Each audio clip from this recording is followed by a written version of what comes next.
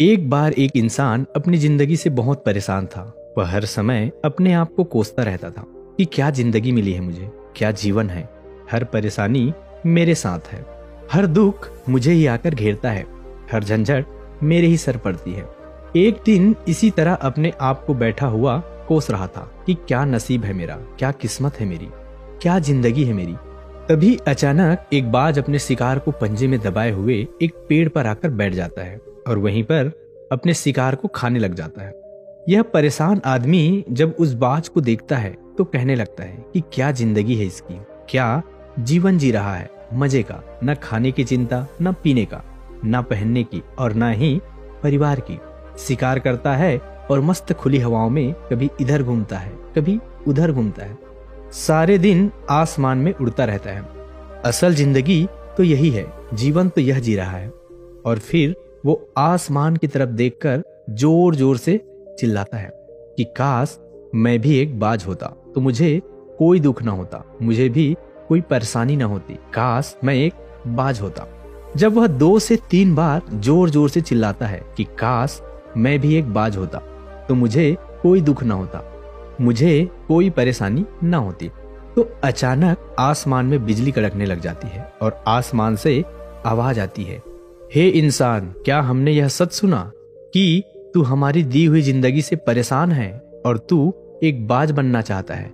तो इस आकाशवाणी को सुनकर यह इंसान हैरान रह जाता है और आसमान की तरफ देखकर कहता है कि हाँ, मैं सच में अपनी जिंदगी से बहुत परेशान हूँ, क्योंकि हर परेशानी मेरे साथ है, हर दुख मुझे ही है, हर तकलीफ मेरे साथ है। तो आसमान से फिर आवाज आती है कि हे इंसान, एक बार फिर सोच ले, हमने तुझे बड़ी प्यारी जिंदगी दी है, लेकिन फिर भी अगर तू चाहता है कि हम तुम्हें बाज बना दे तो हम तुझे बाज बना देंगे, लेकिन इंसान दोबारा नहीं बनाएंगे। तो यह आदमी तुरंत जवाब देता है कि मैं अच्छी तरीके से सोच लिया कि मुझे बाज ही बनना है और एक बार बाज बनने के बाद मैं दोबारा कभी नहीं कहूंगा कि मुझे इंसान बनना है। तभी ऊपर से आवाज आती है कि जैसी तुम्हारी इच्छा, और वह इंसान बाज बन जाता है। बाज बनते ही वह इंसान खुली हवा में उड़ने लगता है। कभी उड़ता हुआ इधर चला जाता है, कभी उड़ता हुआ उधर चला जाता है और सोचता है क्या मजे की जिंदगी है। असल जिंदगी तो यही है, ना कोई चिंता, ना कोई परेशानी, ना कोई डर। वह सारा दिन ऊंचे आसमान में उड़ता रहता है। 2-3 मिनट पंख मारता है, उसके बाद पंख मारना बंद कर देता है और लंबे समय तक हवा में तैरते रहता है। इसी तरह हवाओं में तैरते हुए शाम का समय नजदीक आ जाता है। तो वह सोचता है कि मेरे पास रहने का एक ठिकाना भी होना चाहिए, मेरा अपना एक घर होना चाहिए जहां मैं रात में आराम कर सकूं। तो यह सोचकर वह छोटी छोटी लकड़ियां इकट्ठा करने लग जाता है और एक ऊंचे पेड़ पर अपना घोंसला बनाने लग जाता है। एक एक लकड़ियां इकट्ठा करके वह अपने लिए एक सुंदर सा घोंसला तैयार कर लेता है और रात में उसी में सो जाता है और सोचता है कि सुबह उठकर शिकार करूंगा और सुबह उठकर फिर से मौज मस्ती भी करेंगे, खुली हवा में उड़ेंगे। सुबह होते ही वह शिकार की तलाश में निकल पड़ता है। हवा में उड़ता रहता है, ऊपर से जाकर देखता है कहीं जमीन में मुझे कोई शिकार नजर आ जाए तो मैं तुरंत जाकर उसे दबोच लूं और वहीं पर खा लूं। लेकिन उसे कोई शिकार नजर नहीं आता। काफी समय बीत जाता है, वह लगातार ऊंचाई से शिकार को ढूंढता रहता है, लेकिन उसे कोई शिकार नहीं मिलता। फिर पास एक जंगल होता है, यह उस जंगल में चला जाता है, यह सोचकर कि शायद वहां कोई अच्छा सा शिकार मेरे हाथ आ जाए। यह जंगल के ऊपर उड़कर शिकार को ढूंढता रहता है, जंगल के अंदर जाकर भी शिकार को ढूंढता है, लेकिन इसे वहां भी कोई शिकार नहीं मिलता। शाम का समय नजदीक आ जाता है तो मायूस होकर वापस अपने घोंसले की तरफ लौट रहा होता है कि रास्ते पर थककर एक पेड़ के ऊपर बैठ जाता है। जब यह उस पेड़ के ऊपर बैठा हुआ होता है तो उसकी नजर एक बीमार चिड़िया पर पड़ती है जो कि घायल अवस्था में होती है। यह तुरंत जाकर उसे दबोच लेता है और उसके पंख निकालकर अलग कर देता है और उसे खा जाता है। उस चिड़िया को खाने के बाद वह अपने घोंसले की तरफ उड़ जाता है और रास्ते में सोचता है चलो बीमार चिड़िया ही, लेकिन कुछ तो खाने को मिला। वह अपने घोंसले पर पहुंचकर आराम करने लगता है और सोचता है सुबह एक अच्छा सा शिकार पकड़ लूंगा और अपनी भूख मिटा लूंगा। जैसे ही सुबह का प्रकाश होता है यह निकल पड़ता है अपने शिकार की तलाश में। हवा में उड़ता रहता है, उड़ता रहता है, लेकिन आज फिर कोई शिकार इसके हाथ नहीं आता। काफी समय बीत जाता है। यह ऊंचाइयों पर जाकर अपनी तेज नजरों से शिकार को ढूंढने की पूरी कोशिश करता है, लेकिन इसे कोई भी शिकार नजर नहीं आता। फिर यह पास के उस जंगल की तरफ चला जाता है, लेकिन इसे वहां भी कोई शिकार नहीं मिलता। इसी प्रकार पूरे दिन उड़ते उड़ते शाम का समय नजदीक आ जाता है, तो यह निराश होकर वापस लौटने लगता है और रास्ते में एक पेड़ पर आकर बैठ जाता है। सोचता है शायद आज फिर कोई बीमार चिड़िया मेरा इंतजार कर रही हो, लेकिन हर बार किस्मत मेहरबान थोड़ी होती है। आज उसे कोई बीमार चिड़िया नहीं मिलती। यह थक हार कर वापस अपने घोंसले की तरफ चल पड़ता है और घोंसला पर पहुंचकर भूखा प्यासा ही सो जाता है और सोचता है कल सुबह एक बड़ा सा शिकार पकड़ लूंगा और आज की भूख भी मिटा लूंगा। रात को अपनी घोंसले में सोया हुआ था, गहरी नींद में था कि तभी एक भयानक तूफान आता है। इस तूफान की हवा इतनी तेज होती है कि इसके घोंसले को उड़ाकर एक जगह फेंक देती है और इसे कहीं दूर दूसरे जगह फेंकती है। तो यह जहां पर गिरता है वहां नीचे एक नोकदार लकड़ी पड़ी हुई होती है जो इसके पंजे में गड़ जाती है और इसे बुरी तरह घायल कर देती है।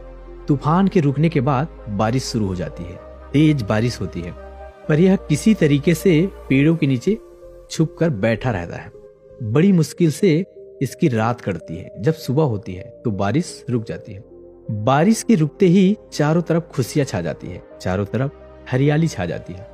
नदी और झरने तेजी से बहने लगते हैं। सब कुछ फिर पहले के जैसा हो जाता है, लेकिन ये बाज पहले के जैसा नहीं रहा। इसका पांव पूरी तरह घायल हो चुका है। उसके पंजे में जो लकड़ी लगी थी उसकी वजह से उसका पंजा बुरी तरह छत विछत हो गया है।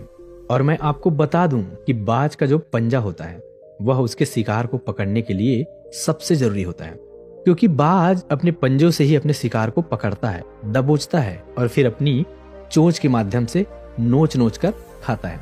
लेकिन अब इस बाज का पंजा बुरी तरह से घायल हो चुका था और वह पिछले 2 दिनों से भूखा भी था।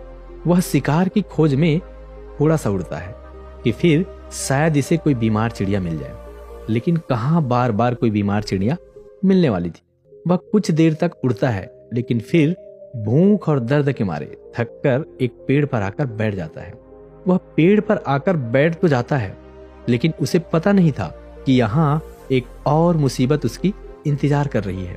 और वह मुसीबत यह थी कि 8-10 कौवों का झुंड मिलकर इसे परेशान करने लग जाते हैं। इसके ऊपर आकर इसके घाव में चोंच मारने लग जाते हैं। उन्हें भी पता चल जाता है कि यह बाज घायल है और भूख की वजह से कमजोर भी है। यह बाज उनसे बचने के लिए थोड़ा सा उड़ता और फिर जाकर बैठ जाता। उनसे पीछा छुड़ाने का प्रयास करता, लेकिन फिर वह इसके पीछे आ जाते, तो यह फिर उड़कर थोड़ी दूर चला जाता।